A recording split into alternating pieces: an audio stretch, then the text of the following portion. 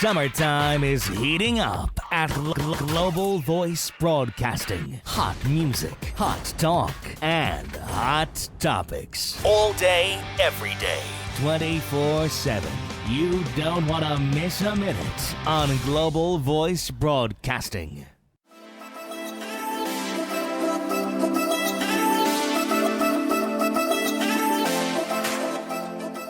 Hey, what's up, everybody? Hi. You are watching Into. This is a live interactive talk show about gay issues. I'm Matt Dempsey. I'm your psychotherapist. I'm Brian Jordan Alvarez. I'm filling in for Jimmy Fowley this week. I'm so excited. Yeah, thank you for joining us, Brian. Yeah, I'm glad to be here. But you guys definitely check us out every week, 8 p.m. Pacific, on our website, into.show. You can also follow us at Into Talk Show. And this is totally interactive. We want to talk with you. We've got a lot to talk about, so we want to have you chime in. So definitely please call in. The number should be up on the screen. It's 323-522-5482. Again, 323-522-5482. But definitely call in, please. Please call that number, you Please. We want to talk to you. Yeah. So, Brian, what are we talking about tonight? So tonight, we do have a lot to talk about. We're going to talk about all of the horrible stuff that happened yesterday. I guess it was very early yesterday morning, right? Basically. Yeah, really, really early.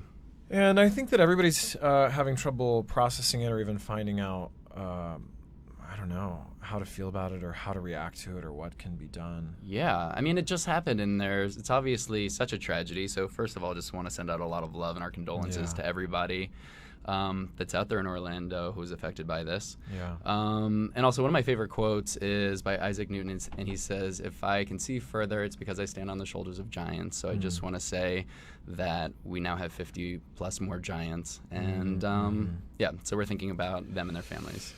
Yeah, especially their families, man. Yeah. I just can't imagine. It's a lot. But Brian, you're right. So there's obviously a lot that's going to come up, not just for everybody that was immediately and personally affected, but this was also a very specific, targeted thing that happened, an assault that happened on our community, the LGBT community. And so there's going to be a lot of feelings for us everywhere. Yeah, and I feel like it's been a while since I mean, you know, liberation happened in '69, and it's just, I don't know. Do you remember the last time that because you grow up afraid to be gay bashed, you know? And I grew up in the South, like in the sticks, and I can't go to Walmart wearing skinny jeans because I'll get called faggot, but the idea of somebody killing gay people to me is as far away as Matthew Shepard. Yeah. You know, it feels like history that we've moved beyond, and to have that just like happen right now, it's like, whoa. Yeah. I mean, well, because like in Russia, I always talk about this with my friend Freckle. It's like in Russia, it's illegal to be gay, right? So that's still happening now, but we don't feel that home. Totally. Well, it's not. I don't think it's illegal to be gay, but it's illegal for any kind of gay propaganda. Anything that promotes like the gay lifestyle, which obviously, But I mean, it's not much better. people can be gay in Russia, or they can. I mean, you can be gay and you can identify as gay, but you just can't do anything that's like really public about it, and there can't be any propaganda that exists. So if you're having gay sex behind closed doors in Russia, that technically the cops aren't going to come get you. I think technically they can't. I don't know the specifics of the Russian laws. Do you know the Russian laws? But you're right, though. I mean, like the extremes to which some of these things are happening, and the fact that 50 people have been murdered just because of their sexual identity is ridiculous, and it really is kind of a throwback in a lot of ways. And I think, I don't know for you, Brian, but for me, I had a lot of fears growing up, especially about identifying as gay and coming out and living my life authentically. But losing my life really wasn't at the forefront of what those fears were. It happened to be like other things, like I'm afraid people aren't going to accept me or they'll reject me and like all that stuff. But really, to bring it back to a point where in our community this is now a thing that we actually need to be fearful of, or has just kind of circled back around, I think is insane. It's terrifying. How do you feel, Matt, about the arguments that this is like a terrorist attack primarily, and this is about Islam, and because Donald Trump is trying to spin it that way? Yeah, I mean, I think that because there's been a lot of stuff that's come up around, it being terrorism and it not being a hate crime, and I think that it would be a huge disservice for all of us if we were to try to say it's one over the other, as if both things couldn't be true at the same time. Right. That's a good point. But both things can be true. So actually, I think we have a phone call. Hello. Why don't we check in with that? Hello, caller. Are you there? Yes, I am. It's the ghost that ghosted you guys 2 weeks ago. Sorry, one more time. I was saying it's the ghost that ghosted you guys 2 weeks ago that you guys were talking about. Oh, I'm sorry. Who is this? Sam from Manhattan Beach. Oh, hey Sam, how you doing? Thanks for calling back. No problem anytime. Sa- Always love listening to you guys. Awesome, cool. Sam, what questions or thoughts do you have about what's been going on? Well, first thing, Jimmy, sorry about your loss of your family. Hope everything's good with that. Cool. So I'm pretty sure Jimmy's Secondly- listening, so thank you. Okay, and then secondly, this whole Orlando thing is very shocking and sad. So, for all the families and people out there who did lost someone, sorry for that, and go ahead. Yeah, it's sad. Yeah, it's incredibly upsetting. Very, very disturbing too. Yeah. Not only that, that was the one shooting in Orlando, and then the second one was with that singer. So, Right. very sad. Yeah, I know. It's really upsetting that there's a lot of violence happening. Sam, was there? Did it have you think about anything or have any questions come up for you about everything that's been going on, especially being a young gay person? Didn't really have any questions for him. Just like, I guess, not like strict gun laws to me, because personally I think it's, if we do take that away, no matter what, someone's going to find a way to kill people, because that's how people work, I feel like. Interesting. And no matter what, like if we do take away guns or have stricter gun laws, it's, personally for me, I think it will stop like a huge mass murder, but still it won't stop people from others. Again, like I said. Yeah, but it would be ideal to stop a mass murder, don't you think? So yeah, I think actually what Sam might be saying is that though we're not going to be able to stop mass murders just by having new gun laws and regulations that are in place, it's obviously a step for us and something that could be helpful. Yeah. Yeah. Yeah. Sam, thanks for calling back in. Always love hearing from you. We miss you. Cool. Yeah. I mean, I don't know. What are your thoughts about that? Because that's obviously been a hot topic too, with everything that's been coming up about how it's tied to the NRA. And Yeah, it feels very clear to me. Actually, it's like, I mean, look, hate is a human emotion. I mean, you must experience it on a daily basis when you have clients. You know, it's like we all hate. We all move into rage. You know, I mean, ideally not that often, but it happens, and so it's like you've got to get the tool out of the hands of a person, because people are going to become rageful. Totally. So you can't give them access to things that can kill a large amount of people. Yeah. You just can't give people access to things that can kill a large amount of people. You know, when it's especially when it's done so easily and legally that people have access to that kind of weaponry is a lot. It's actually, but when you were talking about hate and rage, it actually made me think about, there was we had somebody who had commented in earlier today about a question that they had. So at MCP7, I don't know if I'm saying that right, asks how can we drive or how can we combat their hatred without becoming like them ourselves? And it was interesting because it was making me think about, throwing all the quotes out at you, but there's this quote by Martin Luther King that goes, "Darkness cannot drive out darkness, only light can do that. Hate cannot drive out hate, only love can do that." And actually there was somebody else who commented, it's at G3RB34R that said, "It's changed my ideas, it's a lot." I think it might be Gator Bear. Spelled with numbers, but it has changed my ideas around love and loss. Love doesn't seem to protect us, but it does seem to save us. It won't stop bullets or cancer or disease, but it can bring us to a place where we are ready to be vulnerable and be healed. Interesting. Thoughts? We were just talking about this earlier, actually, about just the idea of love and what that really means. So Yeah. I don't know. What are your thoughts about just kind of generally hate and rage and love as an answer, like, you know, that kind of new agey perspective on something like this? Yeah, I mean, I definitely think that we're moving toward love, right? So as we evolve.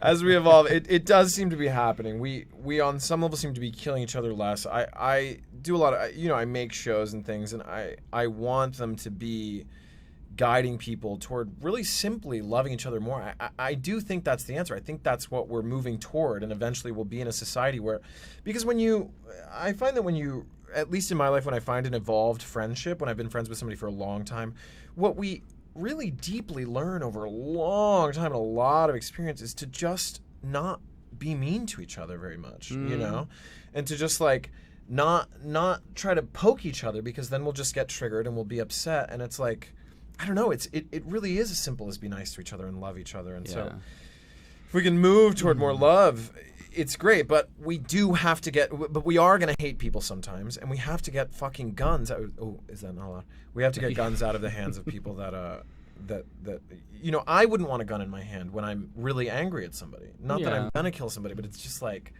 I don't know. People that are enraged are under a drug, under the influence of a drug, essentially. Yeah.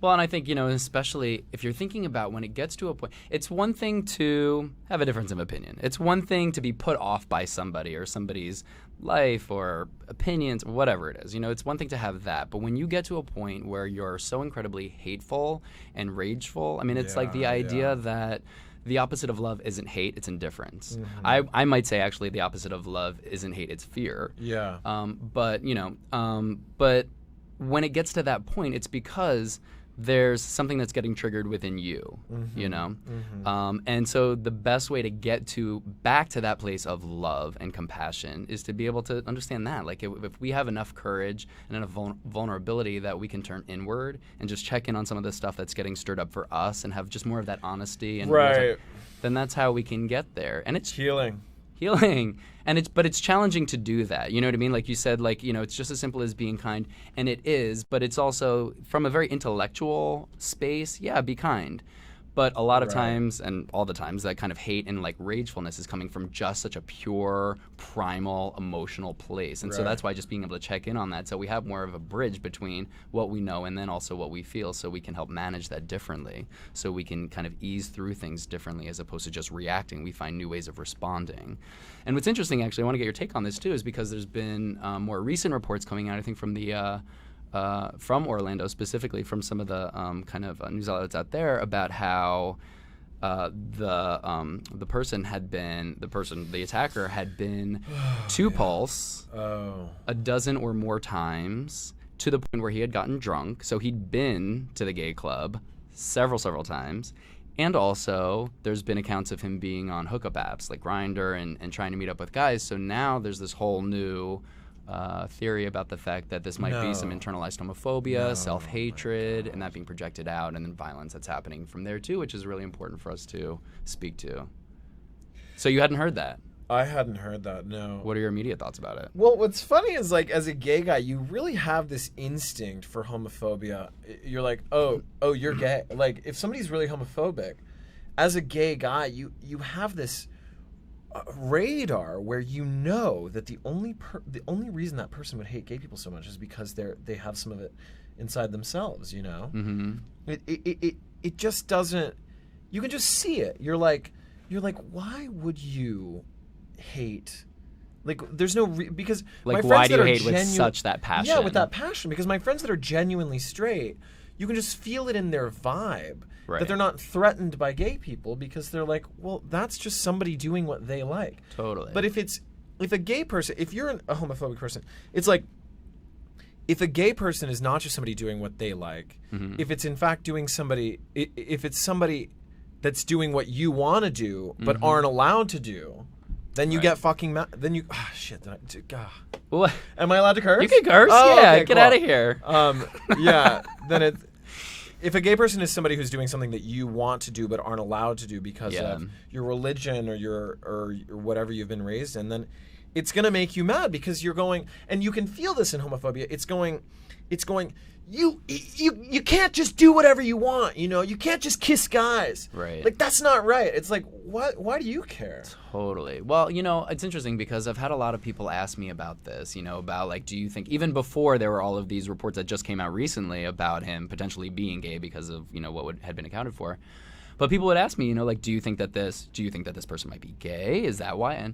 And I didn't know. I mean, obviously there's I didn't jump to that when no. Yeah. But I mean, obviously, yeah, like, of course that could be a part of it, but there are certainly a lot of homophobic people, and also quite explicitly homophobic people that exist that probably are very, you know, authentically straight. You think so? I do, because I don't think it necessarily has to be so closely linked to sexuality in order for it to be, oh yeah, no, I am gay, or I have gay tendencies, and that's why I'm lashing out at you. Right. I mean, it really could be anything. There could be, you know, it could, I think when it's any time that somebody feels as though that, or finds an insecurity in their own masculinity, whether they're straight or gay, I think gay guys just become a really easy target for that then. So if you feel really insecure in your masculinity, gay guys become an easy target for, oh no, I'm not, you know, emasculated, I'll emasculate you.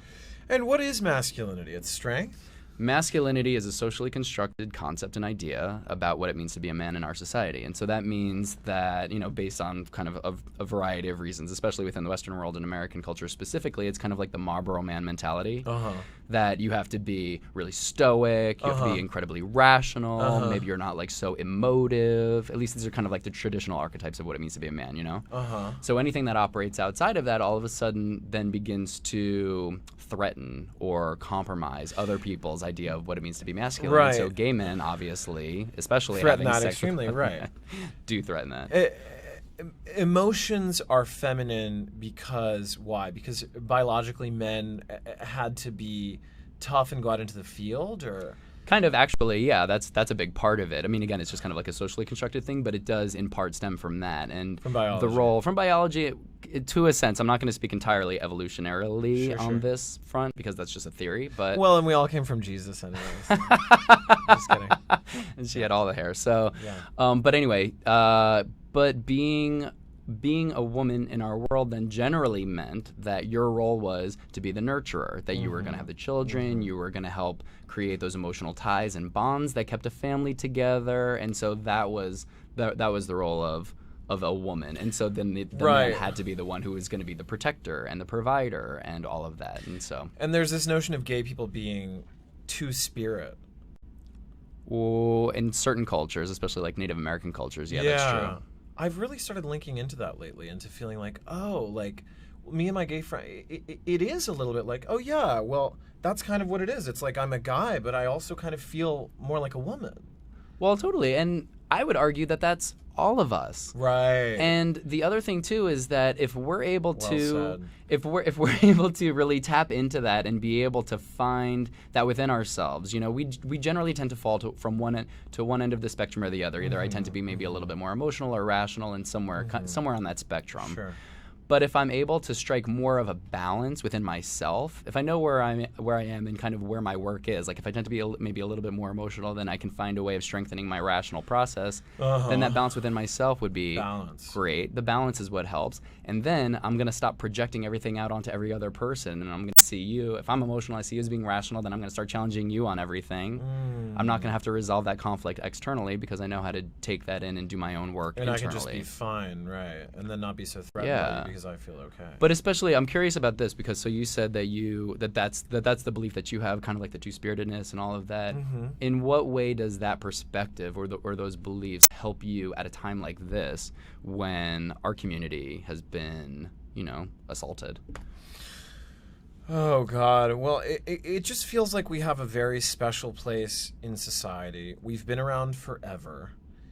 And it's just like, God, it's just, we're so special. You know, I was in group therapy for a long time that was called gay-centric, which is like, not only are gay people equal, but gay people have a special place in society, and we are something special, you know, and we're overrepresented in the arts, and we're overrepresented in a lot of kind of cool areas, you know, and a lot of really cool people have been gay. And so it's just like, God, for anybody's ideals to try to kill that part of society that's always been around, these two-spirited people, as I think of them, or as just, you know, gay people that like to have sex with people of the same sex. it's so sad, and it's just like trying to kill a part of yourself, where you're like, well, that part of me is, it's the same as Hitler trying to kill the Jews. It's just like trying to stamp out something that you've decided that's imperfect, when in fact that's just another beautiful facet of the rainbow of who you are. Totally. Well, and how much of that can just be a projection of your own feelings of inadequacy. I mean, especially if I want to be better. Well, especially if Hitler is saying that the perfect race is the Aryan race, and he's not even that. I mean, what does that say and about what his intentions and motives were? Which is exactly like this. I mean, kind of. I wonder about this guy if God, it's so fucking horrifying. You just can't. He can't have had access to a gun, Yeah. Because people are gonna have these mental conflicts. He needed therapy. Sure, yes, get him into therapy, but in the meantime, don't let him live in a country where he can grab any kind of automatic anything. Well, I mean, look, there's definitely a lot. There's definitely a lot for him specifically about what was going on with him and what all of that was really about. And I think in time we might be able to get some of those answers. But also, just for us to be able to check in for ourselves, what's coming up for us, what are we feeling, what does this elicit within us, and how are we able to sort through that a little bit. So I think we actually have another phone call. So hello, caller, are you there? Yes. Hello, are you there? Yes, I'm here. Hey, how you doing? What's your name? Mike. Hey, Mike, where are you calling from? Ambridge, Pennsylvania, around Pittsburgh. Oh, awesome. Cool, Mike. Hi, Mike. Hello. How you doing? Pennsylvania. My question is simple. Yeah, what question you have for us? What's that? It is coping mechanisms. I've been talking to friends online, and essentially I've been running into the same type of thing where people will say, you know what, I woke up on Sunday morning, went to Pride, and I just didn't feel anything. And I feel bad for not feeling anything. Right. Yeah. And my response pretty much was, you're going to cope how you're going to cope. Yeah. And your coping mechanism is not going to be the same as someone else's coping mechanism. Mm-hmm. But my I think that was why I called was, what's your thoughts on that? On people when they don't know how to cope and they just feel bad for feeling nothing. Totally. Well, okay. Let me just say this. First of all, I mean, we're talking about a pretty large tragedy and also a pretty big loss, and not just for Orlando, but also for us as a community. And so, whenever we're talking about loss, we're also talking about grief, and there's stages of grief that we go through. So we could be at any point along the way on that, and we might shift along the way on that, and evolve kind of what's coming up for us. But I mean, we might feel sad, we might feel scared. We might feel angry. We also might not feel very much at all, ever, or right now. And so I would just say honor wherever it is that you are, whatever's coming up for you, just honor it and just know that whatever it is, it makes sense. A lot of times we might find ourselves a little bit in denial, or feeling just a little bit detached and not really plugged in to the feelings of it, especially if we don't have necessarily a personal connection, if we don't know the people that were in Orlando or never been to Orlando. We might deny maybe some of the feelings that come up for us because we feel like it doesn't make sense, or we shouldn't be feeling what we're feeling because we don't have that tie. Right. But I mean, again, when we're talking about a specific target like the LGBT community, and we know that we're a part of that community, then it's like, yeah, we lost family. We lost 50 brothers and sisters throughout this process. So Exactly. so there's going to be feelings that come up. So specifically for people who are saying that they're not really feeling very much at all about this right now, that's fine. I would say, just kind of be open to, if feelings do come up, honor them, talk about it with friends, and I'll share this actually. Honestly, this was kind of the trajectory of my experience yesterday. I woke up, I heard the news, I was devastated by it. And then I went to brunch with a few friends. So we had Pride in LA. And so I was celebrating with friends. And so I went to this kind of like early brunch with some of my friends, and we were having breakfast, and we were all talking about it, obviously. And then that's also when we found out about the news that was coming in about somebody who had gotten pulled over in LA with explosives and guns in their car coming. And then it all of a sudden was hitting a little closer to home for us. Yeah. And so we started kind of getting scared, actually, and we were thinking, should we just stay here and just have brunch for the rest of the day? Should we not go out? And then, of course, we were thinking, like, we're not going to be led by fear. We're going to go out anyway. And so, Yeah. so I first felt fear. Then I went out and was hanging out with friends and had a few drinks and also wasn't thinking about it as much anymore. And so then I kind of felt a little bit detached from it also. And then it wasn't until later on in the day when my good friend Raymond Braun, who some of you might know, reached out to me and our other friend Spencer and said that there was a small vigil that was being held. And so why don't you come? Let's come and honor these people. Where was that? And so we did, and it was on Santa Monica and Holloway. Oh, cool. Yeah, it's right by Pally House. And so we went, and there really were only maybe about, 15, 20 people max. Sure. So it was pretty small and pretty intimate, but being there, and then also being with somebody, Raymond, who has such an incredibly big heart and such a loving person, and he was talking about his experience with it. And like out of nowhere, I started to feel so much more of what I otherwise had kind of been disconnected from the whole day, which was just like, oh my God, yeah, this is like a huge loss, like 50 people.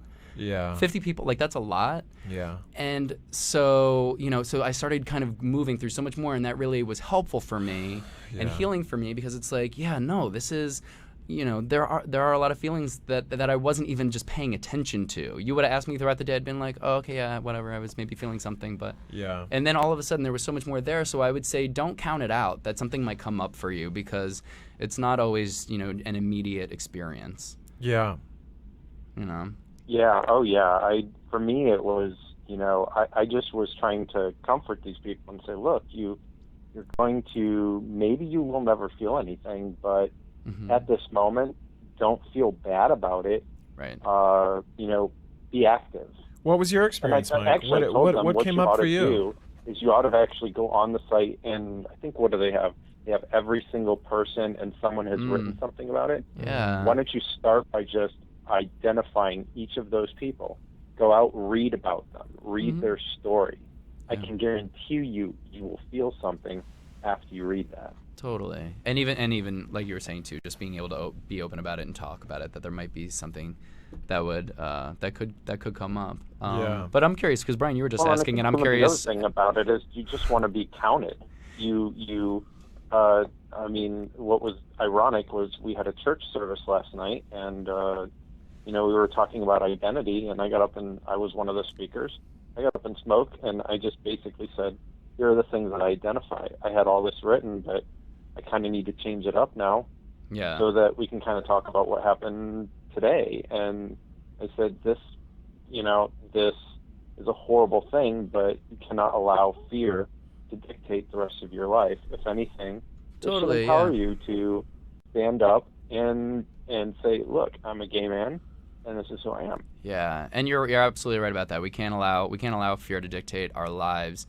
But also the best way and the most effective way that we can go about doing that is to be able to acknowledge that we do have fear, because we're still human beings. So when we're able to honor that, and we can just plainly say, of course I was afraid, of course I've had some fear about what this means for me as a gay person and all the rest of it, then it's the thing that helps us be able to move through it and say, but I'm still going to go out and live my life. I'm not going to be terrorized. I'm not going to be, held back from being able to be who I am most authentically. I'm not going to limit the way that I express myself. I'm going to be mindful of these things. I'm going to be careful. Yeah. I'm going to go out there with, some measure of safety, but I'm also still going to be exactly who I am, because there's plenty of people who marched before us who helped us get to this point, and I'm not going to start moving backwards because of it. Mm-hmm. Yeah. Yeah. Well, thank you very much. I appreciate Thanks, that. Mike. And on a positive note, I think if anything, I probably saw a lot more people at Pride yesterday than I've ever seen. Yeah, that's awesome. You hate that something that bad, but I think a lot of people felt more compelled to show up and be counted. Totally. Absolutely. Thanks, Mike. you. Appreciate you calling in. Thank you very much. Have a good night. Bye, Mike. Yeah. Yeah, we've got to be gayer than ever. Brian, what was your first thoughts, feelings that came up when you heard I the was news? taking a shit, and my boyfriend was in the other room, and I was like on Facebook. It was very visceral, actually. The shit or your response? The shit. No, my. It is funny how these tragedies, we become desensitized to them, or I have over the years, because it's like, well, there's one answer to this, and our policymakers aren't going to do it until they do it.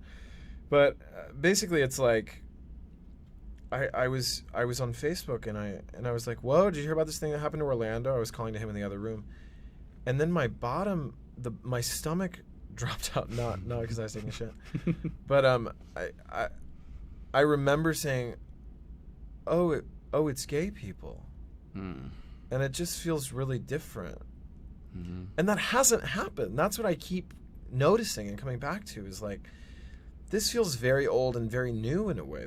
It's been a long time since anyone has really hated us in this way, and I mean, what did that feel like in the most kind of just in the most like simple terms emotionally? What came up for you in seeing that? Like you said, it was all these people, and also they were gay. Well, it felt like losing.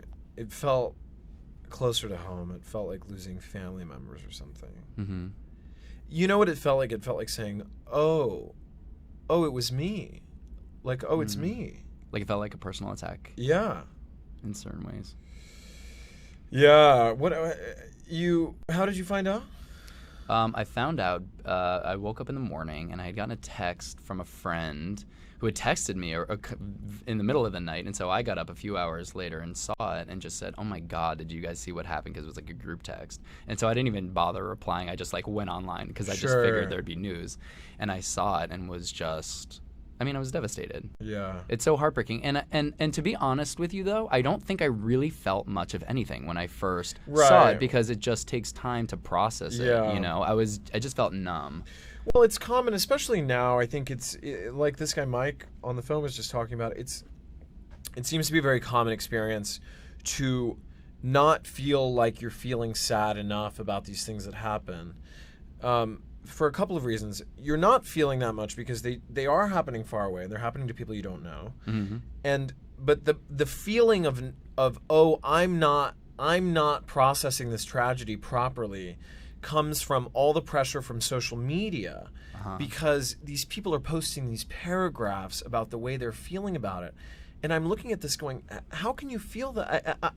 I'm not that emotional of a person, or I am deeply emotional in certain ways, and in my relationships I am, but it's just like, in a way I don't buy it when somebody is like talking about how they cried all morning. I'm like, well, I guess you just feel more than me, and it definitely makes me feel guilty, because I'm like, well, I should be crying all morning. That's interesting. Yeah. Totally. Do you find that? I notice on social media, I'm just like, wow, this outpouring of emotion, and I'm not feeling that, so I feel guilt around it. Totally. I think everybody's gonna have a different emotional experience, so it's not gonna be cookie cutter for us all. Neither is more valid than the other. Yeah, exactly. And also we have different ways of expressing it. You know what I mean? Yeah. And so there's a lot of people who really will take to social media or kind of more public platforms to be able to express their grief. And then for the rest of us, we might do it in a lot more private ways, or we just might not feel it to the same extent that somebody else is feeling it. And that doesn't mean that we're not feeling something. That doesn't mean that we're not having our own individual experience. It doesn't mean that it's any less valid. But I know what you mean, and I think that's a really great point too, that I think a lot of people would connect to and relate to, is when you see other people really pouring their hearts out, it might feel like that they're overdoing it, but regardless of how genuine and sincere it is or not, it can make you really feel like, is there something wrong with me? Like, am I broken? Should I be feeling more? Yeah. Am I dead inside? Like, do I not have the capacity for love and empathy? Yeah. But I think that's also an interesting too, that you're talking about social media, because I think it kind of ties into larger stuff that we've talked about before about social media, which is just how much we can really compare ourselves to other people's presented selves, about how much we can compare ourselves to other people's like social media accounts and whatever, you know what I mean? So even in this case, emotionally, how much we can compare and feel like we're coming up short. Right. I mean, I compare and despair. Yeah, I pale in comparison to even my own social media presence. So. You know what I mean? I mean, it's like we're always presenting the very best. Yeah. So it's we're always gonna feel. What's the one trait on your social media that you wish were actually very much you and true for you? Well, I think that any picture I post of myself shirtless, it just happens to me when I'm having a day when I have a six-pack. But my six-pack is like genetic and comes and goes. So a lot of the time I don't have, if I pulled my shirt up right now, I would not have a six-pack. But my social media persona has a six-pack, and a great sense of humor. So you would date him if you could? I would date it, yeah. Got it. All right, why don't we? There's another question actually that I kind of wanted to get to. So this Yeah. is coming from @Brian Cruz, and so Brian was asking or stating, my biggest frustration is that we Americans keep forgetting about these travesties. How do we keep this top of mind and actually take action? So what do you think? Because I mean, when you look back, you can obviously see that there have been great tragedies and travesties in the past, and it sounds like Brian's wanting to know, like, how can we keep being aware of what some of these issues are, so we don't keep repeating some of the stuff that's happened in the past, so we can find maybe kind of greater love for us. Well, you make it the work of your life. It's like whatever you're doing in your career. Mm-hmm. There is a way, I think, or at least for me in my career, there is a way that it's about getting everyone to love each other more. Mm-hmm. That's all we're trying to do, you know. Mm-hmm. War is bad. Living and love is good, you know. Yeah. So, I mean, when something happens like yesterday, I go, well, it's awful. And this is a symptom. It's a symptom of a sickness, like in the society. And it's basically just about hate and people not feeling okay about themselves. Yeah. So it's like, I mean, the only way I think how I process it is I go, oh, well, by the time I leave this planet, I will have moved the needle closer to love and farther from war and killing. Yeah. And that's all you can do. I mean, I really think that in the year 3000, we're going to be nice to each other, you know? We're going to not... It's like maybe we'll just literally get rid of all the guns. Like, would that be insane? No. It's like you can stop overpopulation, and then you can have people just have 2 babies, and then you can just get rid of all the fucking guns. We don't have to kill each other. I mean, that would be awesome. I'm not There's sure no how reason not sure to how kill realistic each that is in our lifetime. Yeah, but, not in our lifetime. But I do think that the kind of universal truth that you're talking about is how much we're able to guide ourselves more towards love collectively, and I think the best way to do that is to just be really clear on how we're each able to do that individually. And something that you're talking about in terms of what you do and the work that you do and the passion that you follow is helping to do that. Because so long as you're, especially coming from that creative place and being able to do the things that you care about, the things that are authentically true for you, then you individually and internally are really helping to promote that love. And when you're doing that, then you're shining your own little bright light that much brighter for everybody else to bask in the glow. And so when you're doing that, then that's all we can do is be the change we want to see, you know, kind of model the very existence that we would like to see around us. And so let me start with my own temple first before I try to preach anything else to anybody else. Right. But I also want to say and make the point that I strongly agree with your point of that this is just a symptom of other things. There's always going to be ebbs and flows. I don't think that we're, as a society, just moving in a straight, direct, linear path towards love, but it moves in waves. And I think that, especially if you're considering everything that's happening politically right now, I mean, I think that just really kind of goes to show you how extreme things have become and how polarized we've become, you know, and polarized between love and fear of things. And I think that's really, I mean, to me, it kind of almost feels a little bit like, this is the perspective that I choose to hold on this, by the way, is that to me, I actually do believe that we're moving in a more positive direction. And I think everything that's happening right now, especially with like the Trumps of the world, and not just Trump, but all the Trumps of the world, are the toxins coming out of our skin. It's kind of like when your wound is healing, it kind of oozes and pusses some real nastiness before we really heal. And I kind of think that Trump is the pus and the ooze before we can heal that much more. I do believe that. Right, because we go, oh, well, that's how ugly that part of us is. Absolutely.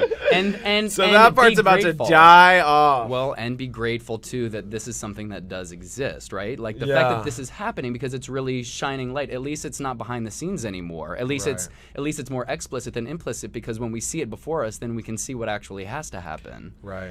And again, it is just a symptom. So it's something that in certain ways we all can identify with. We all have both love and fear within us. And so we can see the conflict that's happening externally, and we can just, you know, throw all of our energy and our anger and our frustration and everything on everything that we're seeing outside of us.